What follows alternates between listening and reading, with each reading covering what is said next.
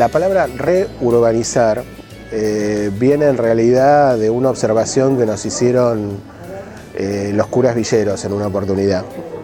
Nosotros siempre hablábamos de urbanizar a secas. Y eso podía ser entendido un poco como llevar la civilización a la barbarie, ¿no? Y en realidad ellos hicieron un documento muy interesante, no recuerdo si fue el primero o el segundo, que hablaban de que en realidad la villa ya tiene una serie de valores propios, su organización interna, su solidaridad, cómo han construido, a pesar de los pocos recursos, sus espacios, y que entonces la palabra urbanizar no debía ser entendida como empezar desde cero, sino partir de eso para dotarlo de lo que faltaba, ¿no? Entonces, por ahora, utilizamos el término reurbanizar, incorporar más componentes urbanas a algo que ya es ciudad, como un término provisorio todavía, porque la investigación siempre los está cambiando, pero que nos parece más apropiado.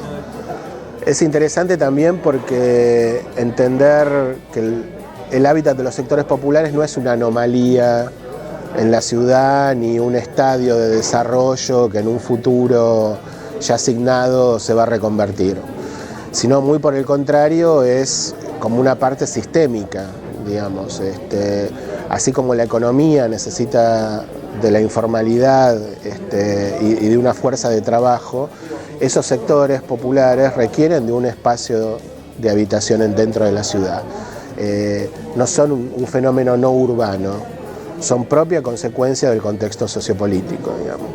Nosotros rescatamos mucho una frase de Evita, que no sé si será de ella o de algún biógrafo, digamos, que está en La razón de mi vida, que habla de la obra fría hecha desde el Estado o hecha desde los ricos, pensando en pobre para los pobres, ¿no?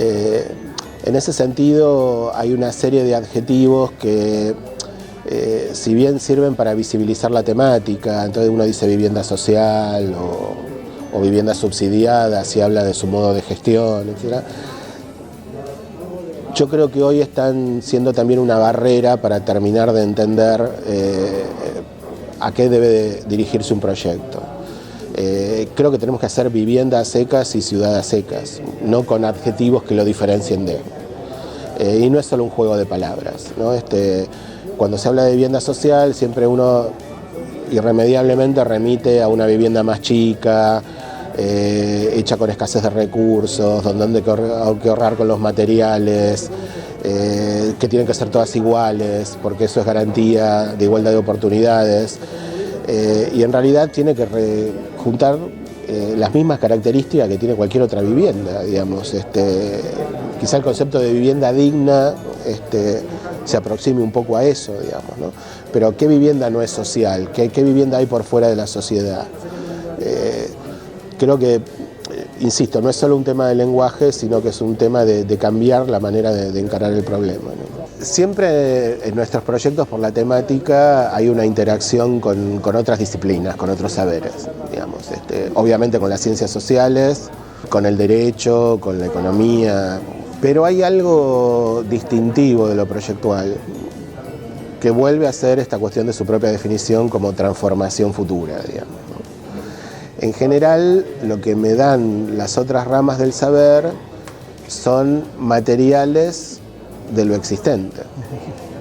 Rara vez me dan materiales sobre el deber ser o lo que puede llegar a suceder.